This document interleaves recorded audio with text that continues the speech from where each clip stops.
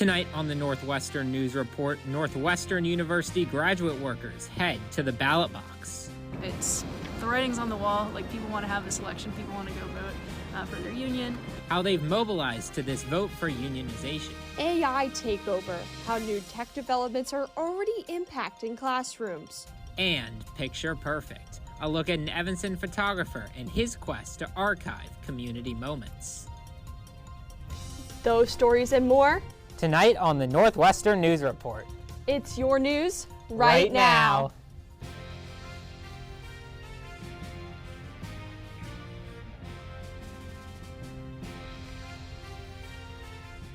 Good evening and welcome to the first Northwestern News Report of 2023. We're just 1 week into winter classes, but there's already a lot to cover. We begin tonight with more coverage on Northwestern graduate workers' push to unionize.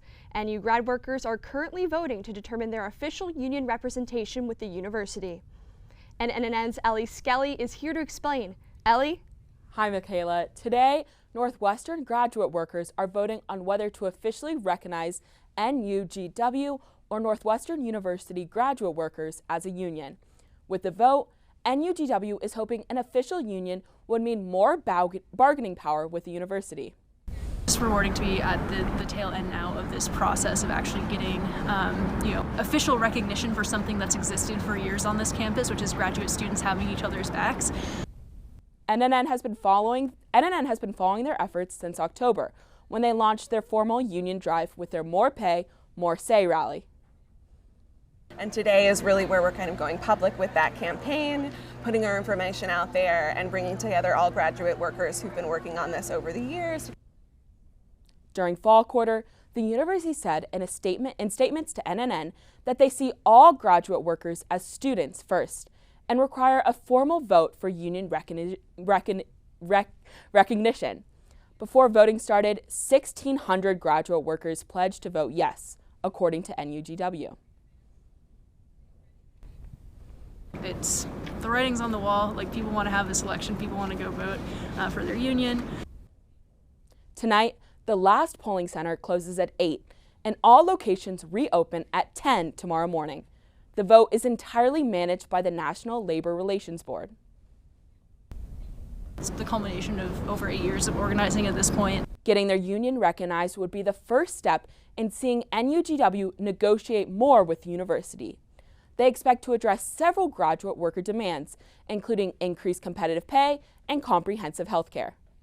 At their rally in November, fifth-year chemistry graduate worker Emily McClure explained that without a union, she feels at risk. Everything that we're given right now is if we just ask really nicely or beg, and it's all at the kind of approval or the whim of the university. Voting is currently happening on the Evanston campus at polling locations in Parks Hall and Mudd Library. Downtown, votes can be cast at the Laurie Medical Research Center. Back to you at the desk. Thanks, Ellie. Results of that election will be released Thursday. Now, after over 12 years at Northwestern, Assistant Dean of Students and Director of Student Transition Experiences, Josh McKenzie, announced that he'll be leaving NU later this month. In his time at Northwestern, he's helped welcome over 30,000 students to campus and spearheaded Wildcat Welcome orientation programming for the last 3 years. He says his goal was to build a welcoming spaces for all students. Inclusivity, what does that actually mean? It's a great buzzword, but what does it mean in practice? How do we change processes or systems? So really seeing, I think, that play out and play out positively has been what has moved me. And he says that one highlight of the job, the Wildcats he's been able to work with every year. This has been a real unicorn of an experience that just cannot be replicated in so many ways. And that is single-handedly because of what students have allowed us and me to do. McKenzie told NNN that after NU, he'll be heading to Texas and leaving higher education. Many Evanston small businesses have closed over the past 2 years. And since December, Bookends and Beginnings, Coffee Lab, and more launching GoFundMe pages to keep operating. This week, I stopped by one Evanston favorite to see how community outreach is helping their doors stay opened. Noy Street Al's Deli serving sandwiches, soups, chili, and cookies since 1949. Co-owners and brothers John and Bob Pottinger took over their father's business in the 70s when the shop was fueled by the lunch rush. But now, we're more paranoid about COVID than other people, and we require masks inside and no indoor dining, and that's hurt us. These changes causing Al's Deli to lose customers. I had one guy spit at me, I've had people throw masks at me. And fall 2 months behind on rent. A GoFundMe page now being promoted to help them keep up with the costs. It's just people that love the place and love Bob and John and the work and appreciate the work that they've put in. Sharon Bechtold has been an Al's regular for over 20 years. She created the GoFundMe in July 2020 to support them through the pandemic. Now, following the deli's recent struggles, word of mouth causing a new uptick in donations, raising over $17,000 in the last 2 weeks. Enough to pay for not only November and December, but also January rent. You look at the comments section in the GoFundMe page, I practically burst into tears, actually. Evanston Economic Development Manager Paul Zalmazak says every business struggles should be looked at individually. Sometimes the right action that government should take is no action, because the foundation, the framework that's in place is fair. But Evanston is taking action to support businesses. The City Council enacting a business district improvement strategy and implementation plan. A consulting group will present the report in February. That report will include an analysis of the marketplace, how we are competing relative to the rest of the region and the country. Supporting local businesses, one order and donation at a time. To donate to their GoFundMe, search up their page titled Ami de Al's Deli. So now, Michaela, like you mentioned in your report there, businesses are struggling across Evanston. What more can you say about that? Yes, absolutely. So what we're seeing a lot is that the lingering pandemic effects and inflation have caused this. Evanston Economic Development Committee hopes that strategies mentioned in the report in February will give new insights. And Bookends and Beginnings, it's closing its doors at the end of the month, but starting a new chapter in a different location. The shop announcing the move in November after a new landlord increased rent 125%. Now raising over $90,000 in their GoFundMe and receiving almost $83,000 from the city of Evanston to support moving costs. We know that every single donation is coming out of somebody's pocketbook, and we know a lot of these people personally. We know who they are. They are people who shop in the store all the time. Thanks, Michaela. And so while some of those local businesses are struggling to survive, there's others that are closing for good. Clark's Off Campus, a popular brunch spot, closed their doors abruptly over the new year. For eggs and pancakes on a Sunday morning or to take visiting friends and family, students would often flock to this spot. And Smiley Brothers Brewing Company exits Evanston. The brew pub announcing in an Instagram post that their Evanston location must close for good, citing the pandemic as a key cause for that closure. And while coming up after students were turned away at a men's basketball game, how Wildside is taking steps to make room for increased student attendance. Plus, students from across the country meet at Northwestern for an integral workshop. Stick around, we'll be right back. If you want to be a parent, it doesn't matter how you play, what you wear, how you dance, or even what direction life takes you. You just need to be there. You don't have to be perfect to be a perfect parent. Thousands of teens in foster care don't need perfection. They just need you.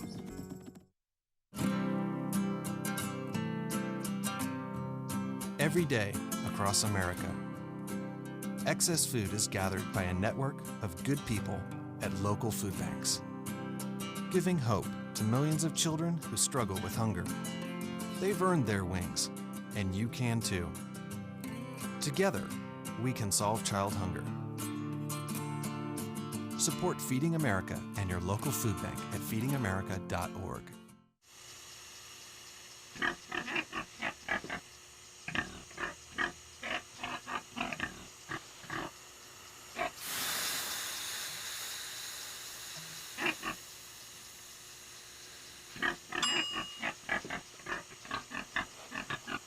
Cook foods to the right temperature using a food thermometer. 3,000 Americans will die from food poisoning this year. Keep your family safer. Check your steps at foodsafety.gov.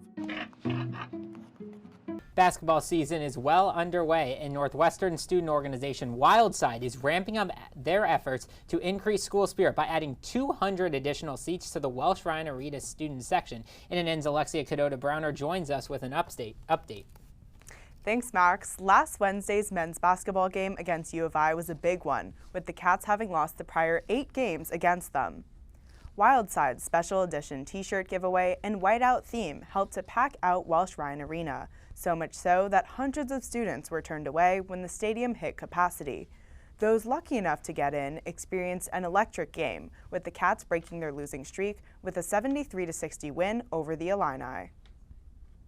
Even if it comes that you feel like you arrived early and you didn't get a chance to come in, don't be discouraged. I feel like there's definitely opportunity to still support the Cats through social media, interacting with Wildside, also putting the game on TV, whether that be at your dorm, in the student center. Just make it a whole campus event as opposed to an event just inclined to the arena.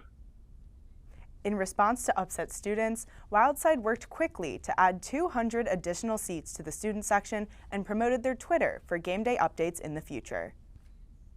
We're super stoked about the attendance at the games, and the basketball team is performing super well. It's really awesome to see all the fans supporting our team.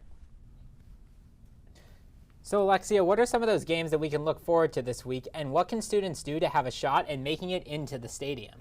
Yeah, so tomorrow night they have a men's basketball game and there's a women's basketball game on Saturday. So Wildside recommends that you arrive early, perhaps using the game day shuttles that are now running 2 hours prior to tip-off. With 200 extra student seats, they'll now have more capacity, but their Twitter will always have live game day updates. Thanks, Alexia, and of course you can support the Cats basketball at their next home game. That's tomorrow night at 8 p.m. Michaela? The new AI software, ChatGPT, is showing progress in the AI community, but is raising concerns for academia. NNN's Paris Franzway talks to professors and students about their take on the new tech.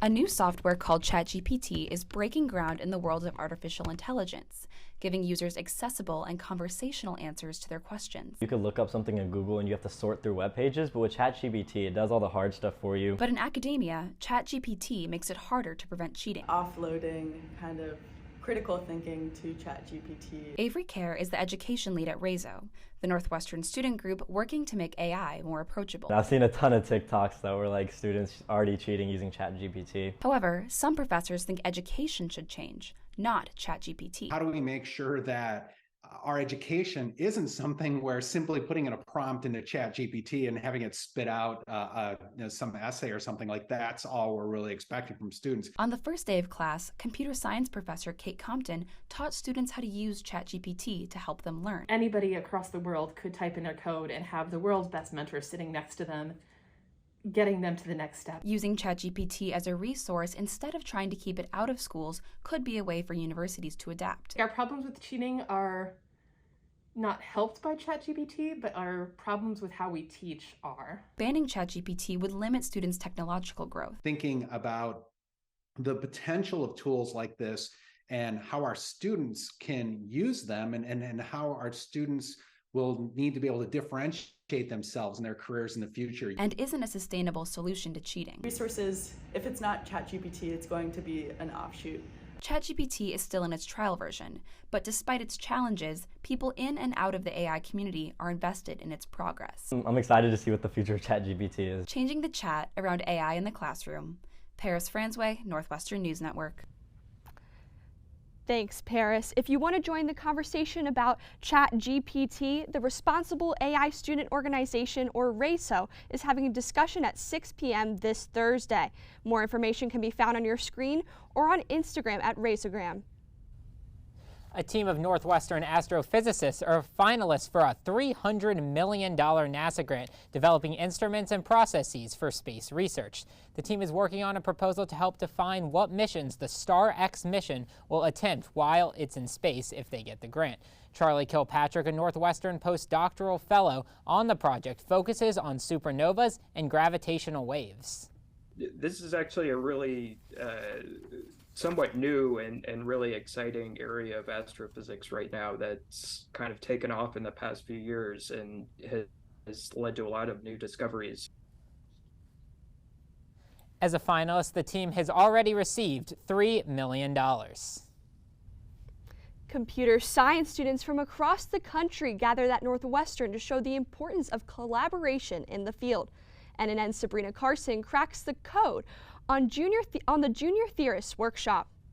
A national community of theoretical computer scientists gathered at NU to share ideas and research. A lot of the most fruitful collaborations, including the work I'm presenting on, are with students not from my institution. An annual event, organizers from Northwestern and the Toyota Technological Institute in Chicago say the Junior Theorists Workshop's emphasis on collaboration allows students to further develop their individual research. They will have the opportunity to chat with their colleagues in other universities and get to know about what they're working on. The workshop invited speakers from other universities, including Yang Liu, a graduate student in mathematics from Stanford. I felt that it would be good to meet a lot of other young researchers in theoretical computer science and get to know them. Collaboration and community in CS drive continued study by enhancing ideas while also generating new ones. And just having more opportunities to find people to collaborate with and find common interests and work on problems together, well, that's really important. But it's about more than just their studies. Not only do we care about the research that's being done by our peers, but we also care about them as a person. In the workshop setting, ideal for forming connections. Conferences are very, much larger, and so you might not have those personal interactions. Northwestern's supporting community, one computer scientist at a time. Sabrina Carson, Northwestern News Network. Thanks, Sabrina. Coming up, students are getting involved with a new app bubbling up on campus. But has the fizz gone flat? And we check in with NNN's Kunjal Bastola for a look at the latest forecast. Don't go away. If you want to be a parent, it doesn't matter how you play, what you wear, how you dance, or even what direction life takes you. You just need to be there. You don't have to be perfect to be a perfect parent. Thousands of teens in foster care don't need perfection. They just need you.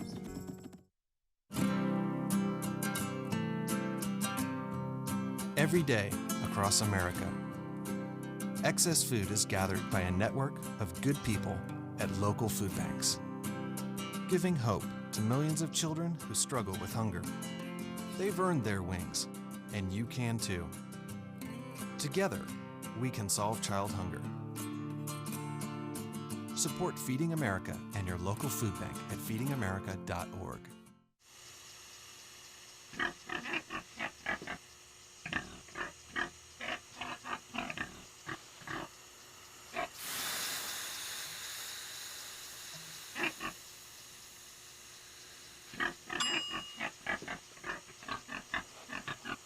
Cook foods to the right temperature using a food thermometer. 3,000 Americans will die from food poisoning this year. Keep your family safer. Check your steps at foodsafety.gov. Northwestern's been on the quarter system since the 1940s, but the start of winter quarter is when some students say they feel its impacts the most. NNN's Ananya Chugh talks to students and faculty about the quarter system's impact at Northwestern. January 1st marked the start of 2023 and Northwestern's dorms opening back up for winter move-in. It's really, really complex to find the right dates where we're trying to be inclusive of many different types of students. In just days after the new year, Northwestern students are already hard at work for the next quarter.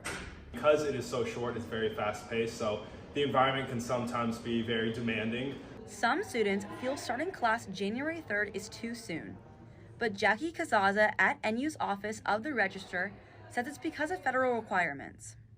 We can't just make up our own calendar entirely. We have to adhere to some kind of structures that are imposed when we provide federal financial aid. A certain number of weeks are required per calendar year. And if Northwestern pushed back winter quarter, school would go further into summer. We have to meet for 30 weeks a year, and that means we have to meet for 10 weeks in each term. And that's just the way the math works out. But that doesn't mean Northwestern's never considered switching the schedule. We really ask genuine questions every so often about whether this continues to serve us. With the goal of allowing students to take advantage of more opportunities, some students find pros within the system. Here I can take all the classes I need to fulfill all of the qualifications for these majors and for my pre-med requirements. And I still have space left over to take classes I enjoy. Students making the most of everything a new year and a new quarter have to offer. Ananya Chugh, Northwestern News Network. Thanks, Ananya. Some of the students spent their first day of class during the quarter diving into those classes, but others spent their first day diving into a new app on campus. That's right. Student representatives of the social networking app Fizz promoted the launch around campus on the first day of winter quarter. Fizz, a camp-specific app similar to Yik Yak and SideChat, allows students from a specific university to share messages, memes, and other media. Stanford students who developed the platform in 2020 are just launching it at Northwestern. Many NU students posting during the first week back are promoting the app. There was like 10 hours. It was 9 a.m. to 7 p.m. And of those 10 hours, we were required to work for 6 hours. And during those 6 hours, we basically had a wagon full of donuts and hats. And so we were like offering those to people to sign up for the app or offering the hats to them to post on their Instagram story. Fizz paid ambassadors $400 and $100 to any other representatives they brought on. I thought it was just a fun way to, like get out on campus, but also just like make some money. Fizz's launch follows Northwestern's SideChat earlier in the fall. The apps are similar. Ultimately, students will decide whether Fizz's influence has, well, fizzed out. Now let's go over to Kunjal Vestola for a look at this week's weather. Kunjal? Thanks, Michaela. Welcome to Winter Quarter Northwestern. We start this week in the low 40s with a dip to as low as 31 degrees on Friday. Expect some rain or snow on Thursday. Temperatures are expected to be as low as 28 degrees and wind speeds as high as 21 miles per hour. With temperatures below freezing, the snow may actually stick this time, so get those snow boots out if you haven't already. The coldest day of the week is Friday, with temperatures ranging from 23 to 31 degrees, and wind speeds expected to be at 18 miles per hour. Expect a cloudy weekend with little to no precipitation. It's the perfect time to make that long-planned Chicago trip before hibernating for the winter. Sunday looks to be a little bit better than Saturday, with the lowest expected temperature to be about 36 degrees, and wind speeds at 11 miles per hour. Overall, the week looks to be pretty cold and dry, but expect some wet conditions on Thursday. Whatever your plans for the week are, make sure to bundle up and stay warm. Happy winter quarter, everyone. Back to you at the desk. Thanks, Kunjal. It was absolutely sunny outside today. I was so happy to walk around the Lakeville, yet it still is a pretty chilly. I wish I was on a cruise ship right now. Max, don't you like cruise ships? Yeah, we've talked about this before. I love cruise ships, Royal Caribbean, Disney. Both of them have some new ships coming out. As an engineer, I'm really excited about. You're a big Royal Caribbean fan, right? Oh yeah, absolutely. I'm so excited. And well, speaking of themed entertainment, back in Chicago, there's some themed entertainment because some Chicago museums are offering select free admission days in January. The Museum of Contemporary Art continues to offer free admission every Tuesday. Likewise, the Adler Planetarium and the DuSable Black History Museum every Wednesday. Other museums with free admission during January include the Shedd Aquarium and the Field Museum. Museums may require proof of Illinois residency, so check with each museum for more details. After the break, we spend a day with the photographer who captures Evanston, one small moment at a time. If you want to be a parent, it doesn't matter how you play, what you wear, how you dance, or even what direction life takes you. You just need to be there. You don't have to be perfect to be a perfect parent. Thousands of teens in foster care don't need perfection. They just need you.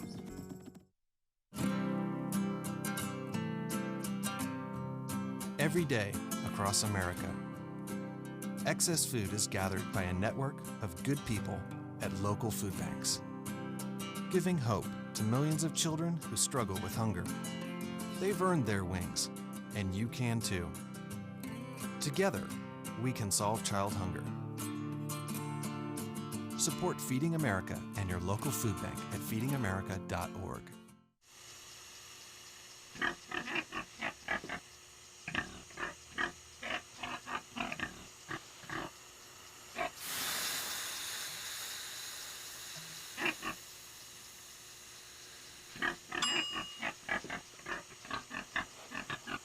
Cook foods to the right temperature using a food thermometer. 3,000 Americans will die from food poisoning this year. Keep your family safer. Check your steps at foodsafety.gov. Heading into 2023, NNN's Hannah Zhang talked to someone who recorded the special moments of Evanston in the past year. 2022 flashed by, and in Evanston, there's one man who photographed it all. Do you have a moment? Yeah. Hi, I'm Rich Cahan. I'm with the Evanston Roundtable, the local paper. At the age of 68, Richard Cahan began taking photos of the day-to-day moments of Evanston since the end of 2021. Cultural events, city news, and simply Evanstonians in their everyday lives. The ones I enjoy the most is when I literally leave my house and I ride my bike and I just look for people. Cahan posts photos with a 100-word description 6 days a week in his column at this time for the community news site Evanston Roundtable. Among the more than 300 photos, one of his favorites.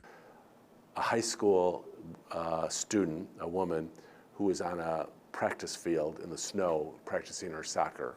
And it was almost like a blizzard. And I thought, oh my gosh, I got to go out there and take her picture. It was pitch black. It was just during the World Cup and how she hopes to become a soccer player in high school and college. Cahan worked as a picture editor in Chicago, but this is his first time photographing professionally. And one of the reasons I used the iPhone was it was easier and it was available, but it also kind of gave me an excuse to say to people, well, I'm only using an iPhone. But using his iPhone didn't stop his creativity. During the Asian, South Asian, and Pacific Islander Heritage Month lantern floating ceremony. And they let the lanterns out into the lagoon, and so all you could photograph was the backs of people. And rule number one in community journalism is nobody wants to see someone's back. So he went into the lagoon. If you look really closely at the picture, every eye, you can't see it here, but every eye is on me, because here's this guy in the middle of the water with their little lanterns. For Susie Schultz, editor at Evanston Roundtable, Cahan's work shows the value of everyday moments. He lets us know that the quiet moments of a young woman kicking a soccer ball because she's working so hard and aspirational about where she will go is also just as important as if we are photographing a politician. A community connected over photos of their neighbors. So Hannah, you actually went with Mr. Cahan on a shoot. What was that story about? Yeah, the Evanston Public Library had a social worker since 2017 who helped people connect to community resources and in some cases deal with housing insecurity. However, the library no longer has a social worker. The library said they're still looking for the right person. Mr. Cahan talked to someone who has been homeless for more than 2 years and really needed a social worker. Thanks, Hannah. Well, that's all the time we have for tonight. I'm Michaela Denault. And I'm Max Rothfeder. Thank you for joining us. Good night.